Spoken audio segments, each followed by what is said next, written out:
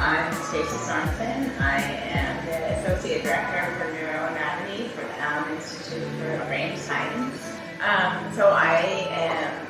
I manage a team of scientists, research associates, data analysts, all working towards basically characterizing cell types based on multiple different properties. Our main property is morphology and neuroanatomy, but we also use electrophysiology and gene expression patterns to understand all of the brain. Oh yeah. So I actually am a graduate of the University of Washington, and both as an undergrad and a graduate student. And then as an undergrad, I started doing research in one of the labs in the psychology department that were there, focuses on neurobiology. And I just kind of got the bug where I'd always loved neuroanatomy since I was first introduced to it by taking some of the classes that were offered in the psychology department at that time. And then I started taking some upper division neuroscience courses, and then I met a professor named Jaime who recently retired, and he was a big supporter of having undergrads in his lab help him do his research, and so he invited me to join the lab, and then very quickly I learned how cool doing brain research can be. So he taught us how to do brain surgery, perfusions, histology. I learned how to use a bunch of different microscopes, including an electron microscope. I had to work with Photoshop at that time, which was pretty exciting to do graphic design to present your research. So the whole diversity of approaches that are brought towards understanding the organization of the brain was just super exciting to me. And then the biggest thing that hooked me was that I was learning stuff about the brain that people hadn't learned before, just as an undergraduate who knows nothing, So I realized the power of science, and even anybody who's willing to do it can make a difference. So that's how it started, and then I obviously went to grad school, and then I thought that I would come to the Allen Institute for 6 months while my family was getting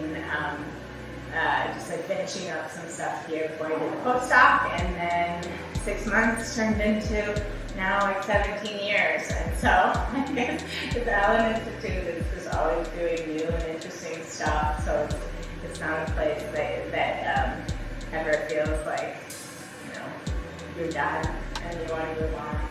So luckily for me, I've been able to stay and keep evolving with the mission of the Institute. So continue to do what I love, which is to study the structure and organization of the brain.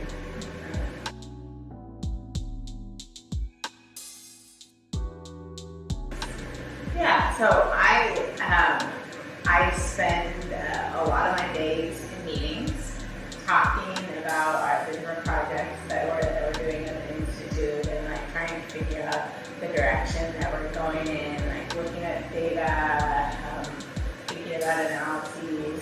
I also spend a good amount of time these days looking at sparsely labeled single neurons in a whole brain context, and then figuring out which neurons to reconstruct so that we can build basically a single cell level map of all the inputs and outputs of the entire mouse brain. And so that's one of the things that I really like to do is look at the data. I still find images in the brain and neurons super captivating, and so that's one of the things that I don't get to do as often as I'd like to, but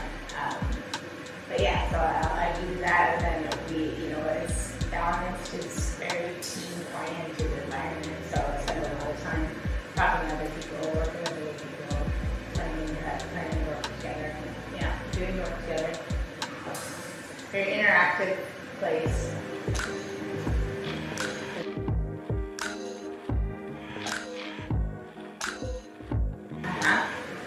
So yeah, I feel like it's an ever-evolving process where I always feel like I can do a better job of figuring out how to manage my time and help other people to manage their time. But for me, the structure of the Allen Institute is kind of nice in the sense that we have clear deliverables, and we have established timelines.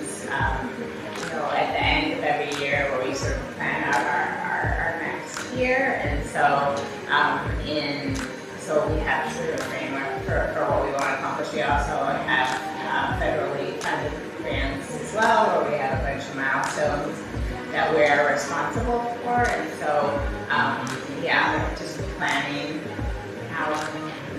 what needs to get done well in advance of doing it is the most important thing.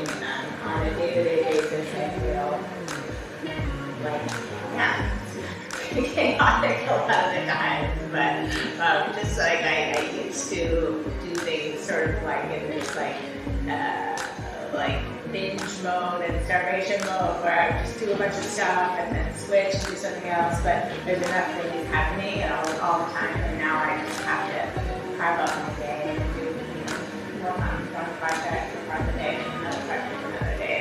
Otherwise, we just build up crazy.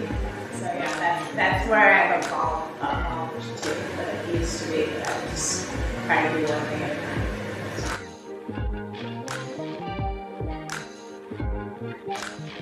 So we're a big data, big science place. So we're working with numbers of cells and genes, that are much larger than a lot of the data sizes that you might find in the traditional academic lab. And so all of that relies on technology for being able to quickly access the data and being able to use it.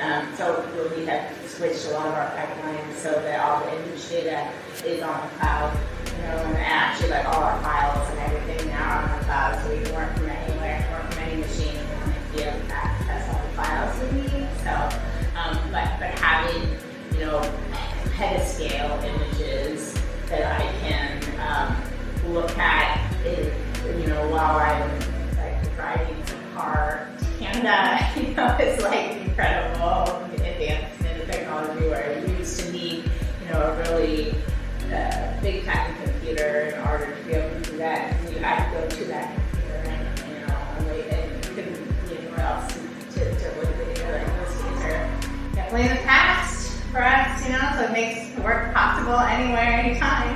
So, which is exciting, and also I feel like have some boundaries also when it comes to work.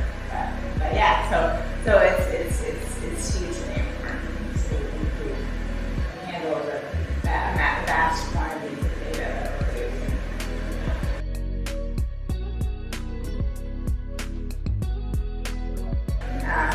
Good question.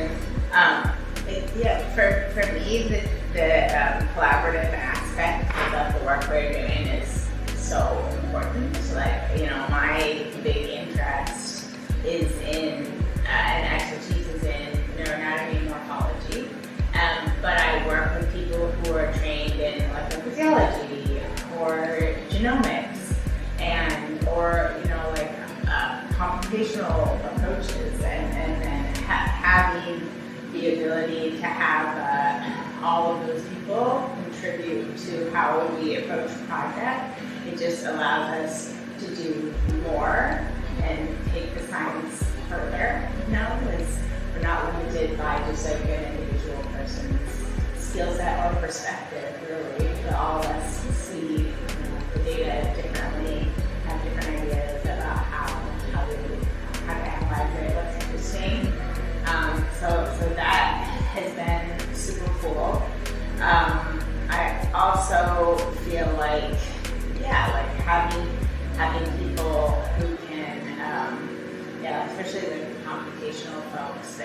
sure we make the best use of all of these data that are, a lot of people's time and effort and animals' lives were used towards collecting the data, and so making sure we make the best use of it. So we have a good team into it that you have a good chance of success.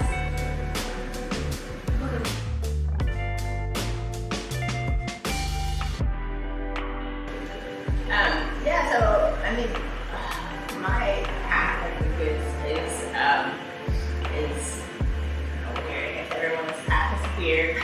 So I grew up in rural Washington, and as a high school student, I didn't have a particular interest in, any field. I didn't really know what I wanted to do when I got to college. But I always liked learning, so I feel like I always had a curious mind. But then when I got to UW, I guess it's an interest in medicine and also psychology that got me more interested in science. And then as a result of taking these psychology courses that were focused on neurobiology and neuroanatomy, that's when I started to see some of the data that were especially exciting. And then I had a couple of undergraduate professors who were very encouraging that I should keep going in neuroscience. And then, like I said, getting into the lab and seeing what it was really all about for me was a huge motivator to just learn more and keep going. But when I was thinking about this question before, I was thinking that,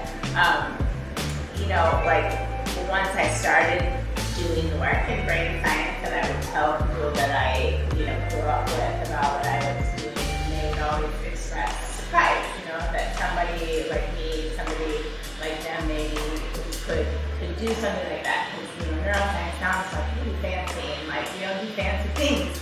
And I think that for me, that never felt like a barrier. I never evaluated it like that. And I think that because my parents relentlessly told me, you can do anything you want. The sky's the limit, and so I think that I must have actually internalized that, and so that even though it sounds like something that would be, not be able to do, I feel like I had the encouragement that why not just try? And so,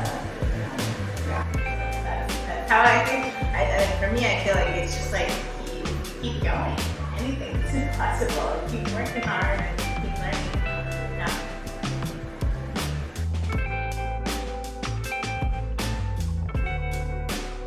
Yeah, great question.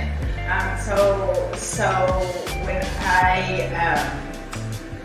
I finished my grad program and came to the Allen Institute, I came to basically, they had just spent the previous 5 years working on building an atlas of gene expression in the mouse brain, and then that atlas had revealed all these really interesting gene expression patterns that were evocative of cell types. You would see, just a small number of cells, regularly arrayed, that expressed one gene, in one part of the brain and not another part of the brain, and it suggested that those genes must indicate, some special cell type, but we didn't know anything about what kind of cell type it could be, and so I came to the Institute to connect those gene expression patterns with cell types defined based on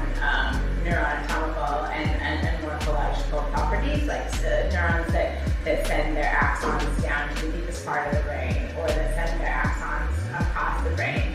And then putting those two different types of data together, there was a really clear correspondence, and so right away you could see that connecting these two properties makes sense, and that genes give us access into cell types defined by different properties, and that's super powerful because then you can build tools, like transgenic mice and viruses, and then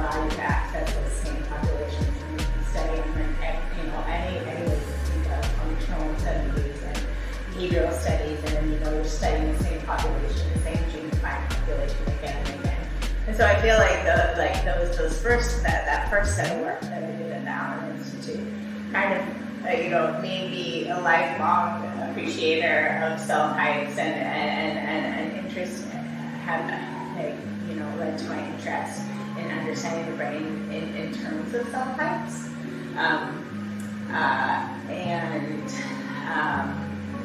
And then the visual system part of it, though I have mostly stayed in sensory systems, I started the work when I first started doing work on the brain. It was in the visual system, and for me, I'm a very visual person. Humans are very visual animals, so I think it makes a lot of sense to start with the visual system and trying to understand that for humans. But now the Allen Institute was also very at that time when I started it was also very interested in the visual system. Now we're interested in the whole brain, so we have to know it all of the cell types and all of their connectivity, and that's sort of like the next frontier. How to take all the cool methods and insights that we gain from the visual cortex, and then figure out how to apply that to all the different structures of the brain. So that's a big goal that I'm working on right now.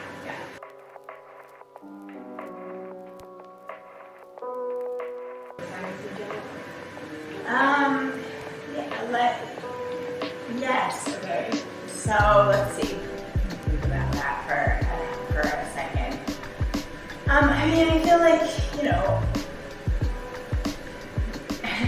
working in team science is it has all the benefits that I mentioned. People bringing their very different perspectives and skill sets to the problem, so that you have a really diverse and multifaceted approach to what we're doing. But that also means that there's a lot of opinions in the mix, and a lot of different personalities, and there can be, people can not agree all the time. And I feel like I definitely, for me, I'm not someone who loves conflict, and so, but I had to learn through the course of these interactions that from conflict and disagreement, the work gets stronger, even though it feels painful at the time. And really learning the lesson again and again and again that everybody sees things differently. Just because you think something is one way does not mean that someone else sees it that way. And then trying to align on a perspective that everybody believes in. I think when it comes to your data and your research is making it that much fun.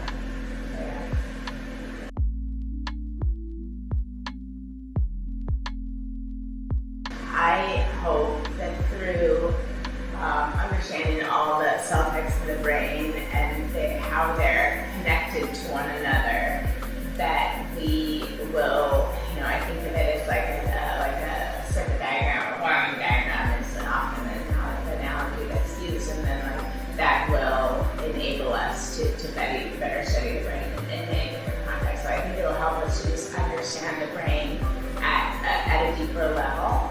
And then in terms of helping us to improve human health, I feel like we are already seeing examples where we have cell types that are defined based on all of these properties, including gene expression, that give you access not just to those cells in order to study their behavior in a functional context or something, but also in order to make medicines that directly target those tools. And people will use depression and anxiety as an example. We have medicines that we know help those conditions, but we don't know exactly why. And then there are side effects that we also don't understand. And a lot of that is because we know we're affecting many different cell types with the medicines, and then some that we don't want to change, some that we do. And so if we,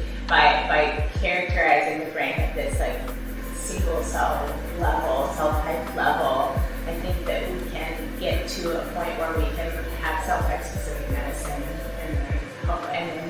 individual in cell-based assisted medicine at some point, you know, and so I think that'll take us into the next frontier in human health, when we have this much more specific approaches to disease and their problems. I have to do that again. Roll my eyes. But yeah, so yeah, my hope is that we'll all just be like not only be able to gain understanding from it, but also have like clinical applications that are improved by the work we're doing.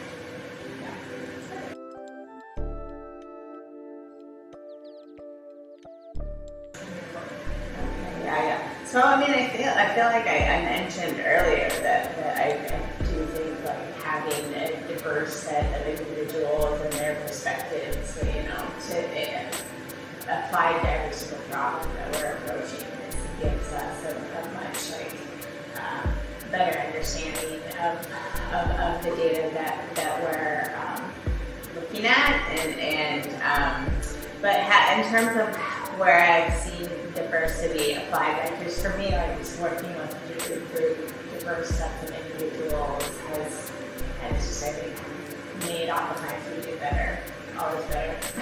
Like, yeah. You know, a good answer, but like, yeah. Okay, yeah.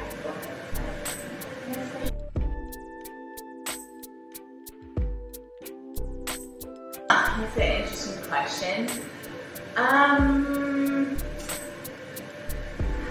It's a change how I go through my everyday life. I mean, like, yeah, so one of the things that I didn't really talk about that, like, one of the things that got me interested in neuroscience in the first place is the effect of the experience. I'm trying to understand the effect of experience on the brain. You know, like basically like how we take like sensory information and then how that is translated to a change in our brain so that we like remember and learn from it.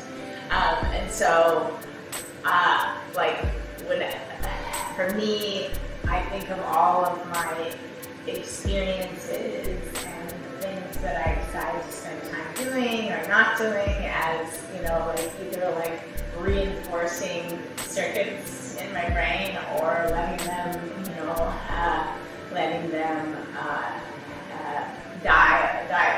die isn't the right word, but like letting them sort of like fade away or something.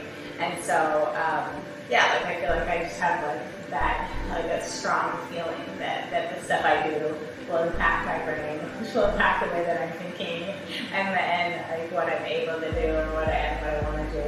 So like, I talk to my kids like that, you know, like I feel like self-talk is one of the things that I feel like is probably underappreciated, like the way you can talk to yourself in a voice, and it's happening all the time. Like that's just going to be reinforced in your brain and affect how you see the world. And so, like, you know, our brains are super plastic, and we have control over that in a lot of cases. So, like, we can leverage that. We can help ourselves to be in a better place. Yeah.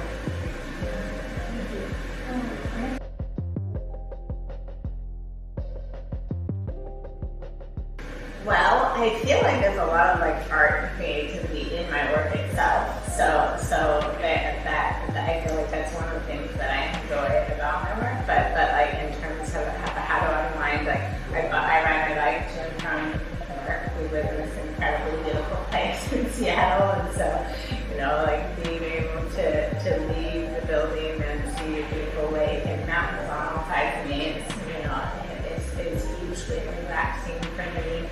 I like to cook, so that's like a, you know, good way that I'll release stress and tension, and ski, and I just like to be outside. I think like a lot of people in the Northwest spend more time outside. It's always better.